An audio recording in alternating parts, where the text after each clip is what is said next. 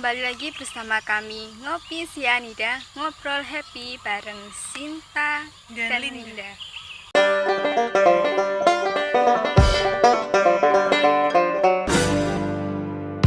Assalamualaikum warahmatullahi wabarakatuh.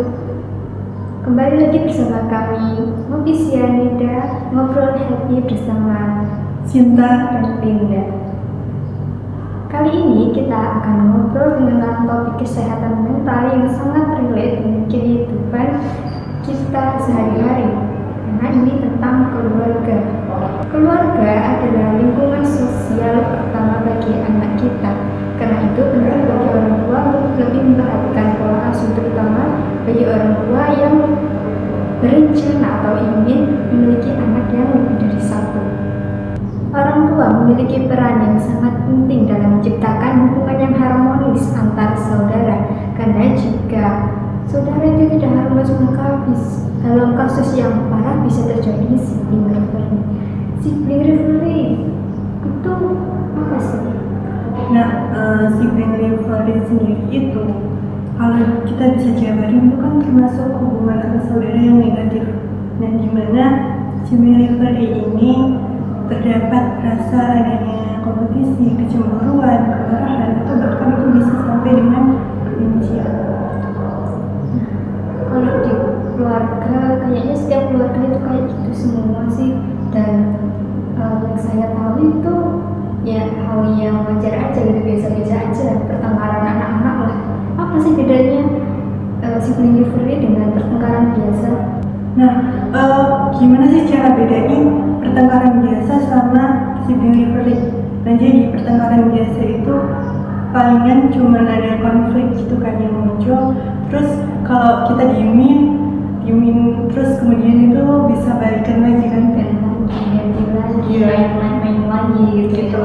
Terus kalau sibling rivalry sendiri itu biasanya juga konflik yang sama, tapi itu bisa memiliki potensi untuk bisa berlanjut terus sampai mereka dewasa.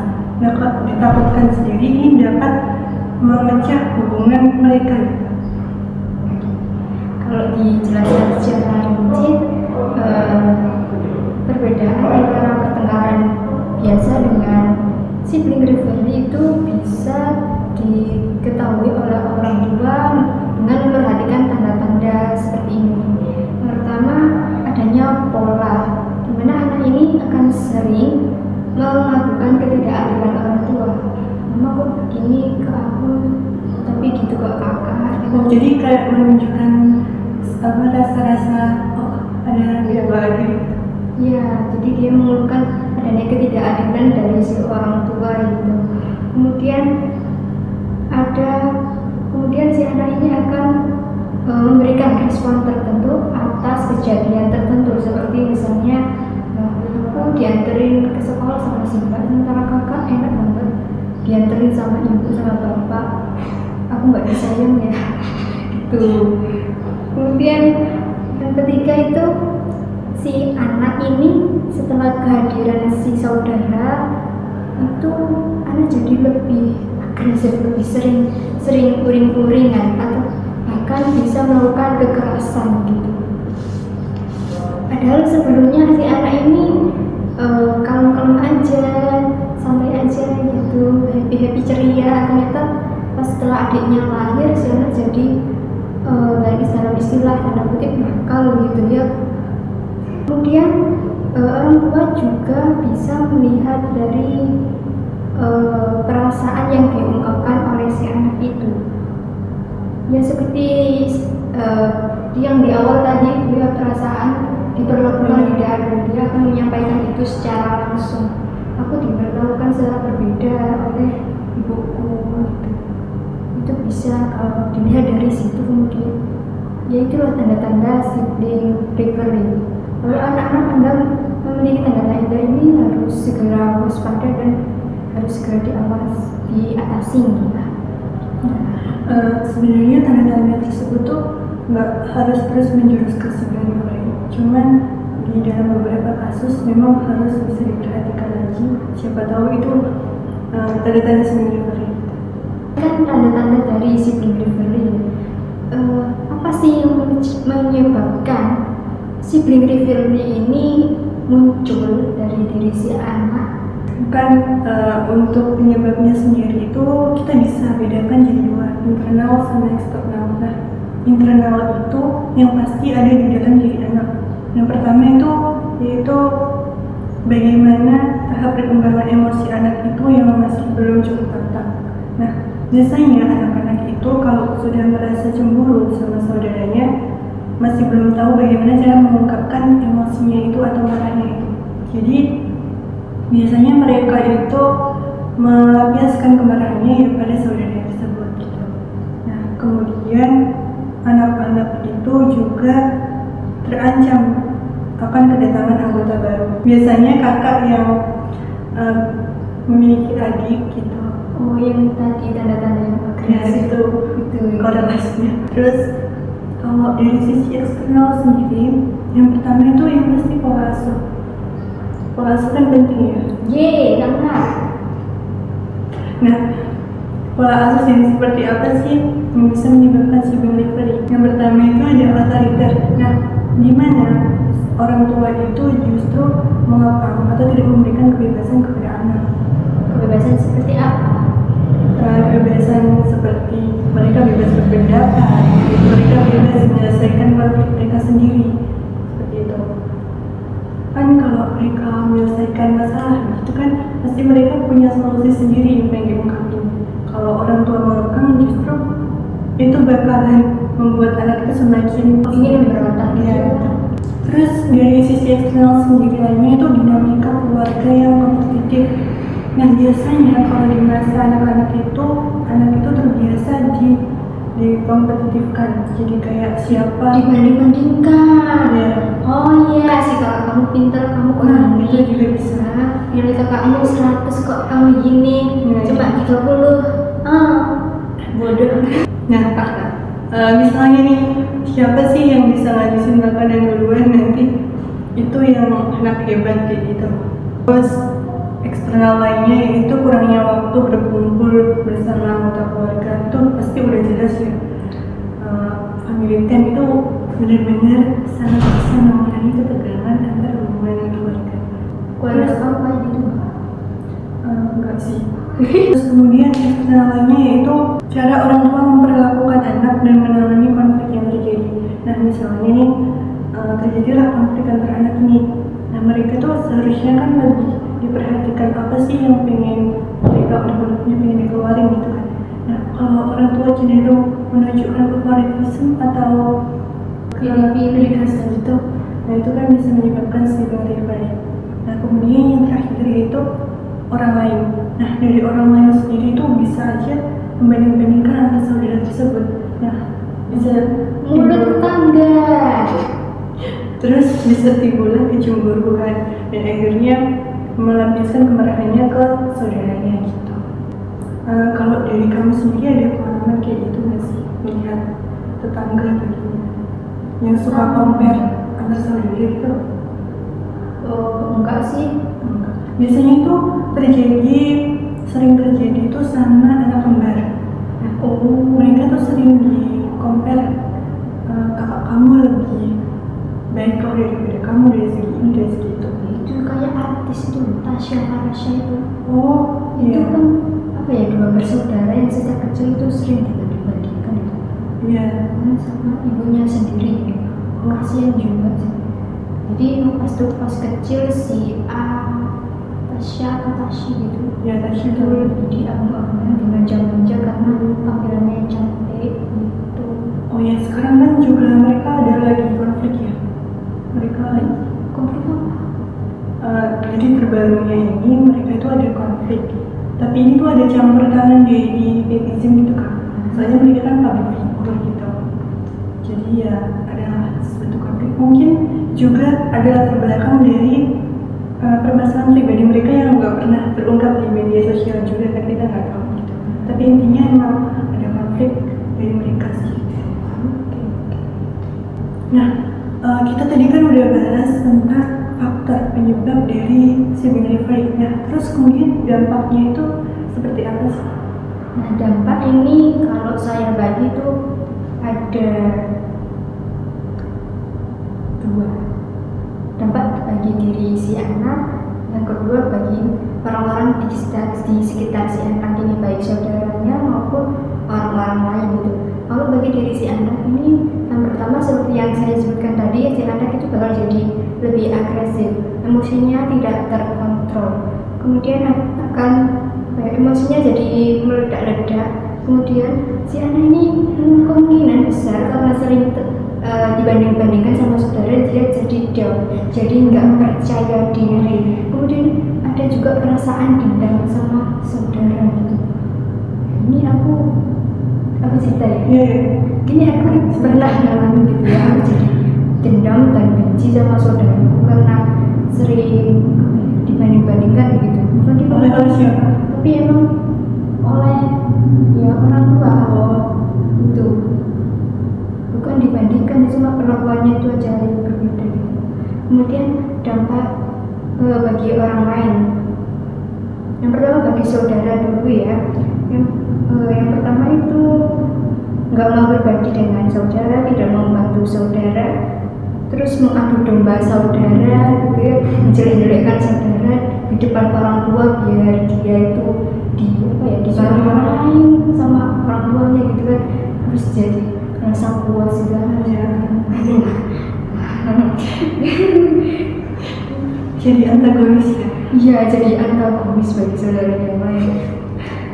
Kemudian dampak bagi orang lain itu misalnya bagi teman-temannya sendiri sama gurunya ya, ini karena perilaku agresifnya ini kemungkinan besar dia bakal dicap penyadilan. Dan kalau itu ya, itu perilaku ini tuh bisa membuat orang lain jadi tidak suka sama dia. Dia mungkin bakal jadi nggak punya teman, nggak disukai guru juga. Jadi mengisolasi diri. Diisolasi karena kan dia nggak disukai gitu sih. Nah, kita kan sebagai orang tua pasti tidak mau kan anak-anak kita itu jadi punya masalah mental, kemudian dijauhi sama orang-orang di sekitarnya. Nah, gimana sih biar caranya anak ini tidak sampai mengalami itu? Nah, bagi orang tua yang anaknya mengalami sibling recovery itu ada solusi tersendiri. Yang pertama yaitu perhatikan perilaku anak yang mengalami sibling recovery tersebut. Jadi kita sebagai orang tua juga harus bisa memantau anak, jadi setiap perilakunya gitu, apalagi pas mengalami sibling recovery tersebut. Kemudian beri reward ketika anak itu mampu bekerja sama. Jadi kalau misalnya anak itu bisa menyelesaikan sibling recovery-nya, Terus jadi si anak itu diajari buat bekerja sama gitu ya. Nah itu bisa dikasih reward. Kan kita di psikologi sendiri kan pernah belajar tentang reward sama punishment. Itu bisa dijadikan alternatif. Terus kemudian yang pasti family time atau quality time. Kan tadi udah dijelasin ya faktornya itu kan sibling recovery karena nggak ada family time, jadinya adanya ketegangan hubungan keluarga. Siapa tahu dengan family time ini tuh suasana bisa mencair. Terus jangan usahakan anak untuk jangan bertengkar kecil lagi. Jadi setiap ada masalah kecil itu bisa langsung diselesaikan di hari tersebut juga gitu. Oh, jadi tidak dibiarkan berlarut-larut. Nah, kemudian orang tua juga bisa menetapkan peraturan selama mereka bertengkar. Tadi kan ada punishment, itu bisa dijadikan alternatif. Kira-kira strategi apa sih yang bisa dilakukan orang tua untuk ngasih punishment selama mereka bertengkar? Contohnya itu apa? Nah, sebagai orang tua kita bisa menciptakan kayak pojok berenung gitu. Nah, buat anak-anak itu bisa mengintrospeksi apa sih kesalahan mereka itu gitu. Oh, jadi masing-masing anak ya? Iya, masing-masing. Yang si A, si B, kakak adiknya itu sama-sama punya pojok masing-masing gitu Iya, ya? kita bisa nyiptain hal itu. Kemudian, nah nih, kita harus memisahkan mereka secara fisik kalau memang situasi itu tidak memungkinkan. Kalau udah parah banget Iya, kan biasanya ada kamar, 2 kamar mungkin yang mereka bisa dipisahin dulu gitu. Nah, kemudian ajak anak untuk melakukan problem solving. Nah, ini tuh jadinya strateginya kayak gini. Misalnya anak satu sama anak dua, nah itu mereka pertemukan terus tanya satu-satu, kira-kira keluhan apa sih yang mereka punya itu, terus kemudian solusi dari mereka itu enaknya kayak gimana, terus terima dua-duanya solusinya, terus cari solusi yang baik atau dari keduanya tersebut gitu. Misalnya nih Kak, ada dua saudara lagi rebutan main gitu. Terus problem solvingnya gimana? Si kakak kan pasti kayak mau pinjam mainannya punya si kakak. Misalnya mainannya punya kakaknya, Ya. Nah terus si adik juga pengen gitu. Nah kita bisa dengerin dari si kakak dulu.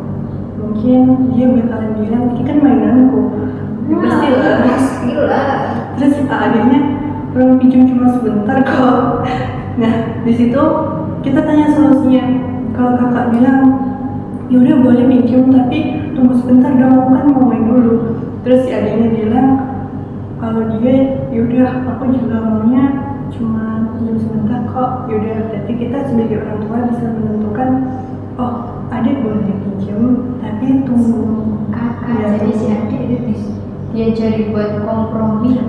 Betul, kan lebih kayak gitu. Nah, kalau misalnya nih ternyata cara-cara tersebut tidak bisa dilakukan orang tua, kita bisa memanfaatkan konseling keluarga. Nah, konseling keluarga sendiri kan kita udah pernah mempelajari ya, bahwasanya dalam konseling tersebut kita bakalan ditanya permasalahannya, terus kita juga punya potensi untuk mengurangi ketegangan dalam hubungan keluarga, terus kita dapatkan berbagai intervensi psikologis yang untuk meredakan ketegangan tersebut. Berarti ini minta bantuan ke profesional gitu ya. Gitu. Nah, jadi tadi kan kita udah tahu nih solusi apa sih yang bisa orang tua lakukan saat terjadi sibling free.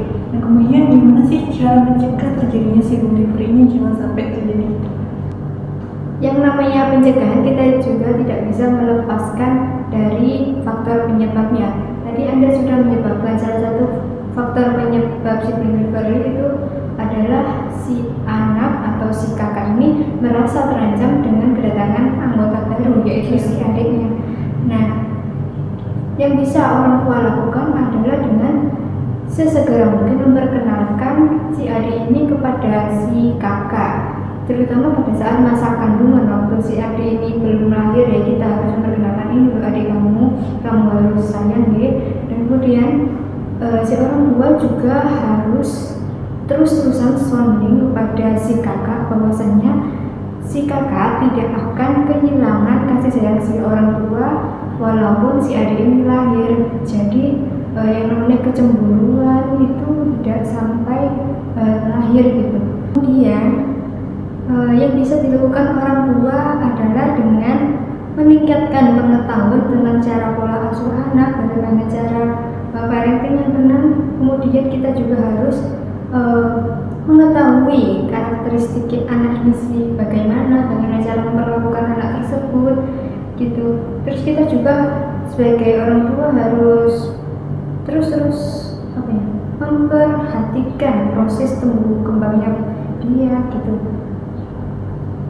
Kemudian juga kita harus menambah wawasan tentang sibling rivalry ini, terutama sekali lagi buat orang tua yang berencana untuk memiliki anak lebih dari satu itu harus menambah atau menguatkan pengetahuan tentang sibling rivalry, bagaimana faktor penyebabnya, bagaimana cara mengatasinya gitu. Selanjutnya tadi juga disebutkan kalau si anak itu belum pada usia yang bisa memahami dan mengelola emosi. Ya solusinya ya kita harus mengajari anak itu bagaimana cara mengenali emosi, bagaimana cara mengatasinya. Oh ternyata kamu ini lagi sedih, ini loh cara mengatasi rasa sedih itu gitu. Gimana cara marah yang benar? Ya gimana cara meluapkan emosi marah itu tanpa menyakiti diri sendiri dan juga orang lain. Dan juga si anak juga bisa diajari tentang bagaimana cara mengolah rasa cemburu. Tapi kan kalau mendengar pencegahan tadi, kita mungkin sebagai orang tua merasa berat pada poin-poin tertentu. Nah, kira-kira itu ada hal nggak sih yang bisa menghambat atau mendukung orang tua dalam mencegah terjadinya sibling rivalry itu? Nah, ya itu tadi. Sekali lagi, yang paling penting adalah dari orang tuanya sendiri. Jadi pendidikan orang tua, wawasan orang tua tentang tumbuh kembang anak, terus tentang kesehatan mental anak, tentang bagaimana pola asuh yang benar, gitu ya. Tentang pendidikan dan wawasan orang tua itu sangat penting untuk mencegah sibling rivalry ini. Dan juga tentu saja pola asuh dari orang tua, seperti yang disampaikan dari pola asuh otoriter itu nggak bagus ya. Yang bagus itu tadi Demokratis. demokratis. Itu pola asuh itu juga sangat penting untuk mencegah terjadinya sibling rivalry. Nah, jadi tadi kan kita udah bahas tentang definisi, terus faktor-faktor, tanda tanda, dan Ciri-cirinya, pencegahannya, solusi juga. Nah, dari hal tersebut kita bisa tahu sebagai orang tua bahwasanya ternyata sibling rivalry ini sangat penting untuk bisa dipelajari, untuk kita bisa mencegah atau bisa untuk sebagai untuk menunjang kalau misalnya sibling rivalry terjadi pada anak kita, kayak gitu. Nah, yang ini kan masalah kesimpulan. Nah, dalam hal ini kita bisa simpulkan bahwasanya peran orang tua itu sangatlah penting dalam sebuah keluarga. Jadi orang tua sendiri itu yang memberikan cinta, kasih sayang kepada anak-anaknya. Dalam hal itu juga orang tua juga harus memperhatikan bahwasanya porsi dalam memberikan cinta, kasih sayang itu benar-benar secara adil, dan biar anak itu bisa merasa keduanya dicintai dengan porsi yang sama. Nah, orang tua itu menjadi tempat anak itu belajar dan berbagi emosi mereka. Nah, kalau misalnya orang tua itu cenderung abai terhadap perilaku mereka atau mungkin kegiatan mereka, itu justru akan memunculkan pikiran negatif mereka gitu. Nah, itu yang ditakutkan nantinya mereka itu justru melampiaskan kemarahan tersebut kepada saudaranya. Begitu. Oleh karena itu, sebagai orang tua, kita seharusnya melakukan upaya terbaik untuk menjaga keharmonisan keluarga itu sendiri. Baik, terima kasih kepada orang tua ataupun siapapun audiens yang telah menyaksikan podcast kami. Sampai jumpa di podcast berikutnya di Ngopi Sianida, ngobrol happy bersama Cinta dan Linda. Sampai jumpa. Udah selesai.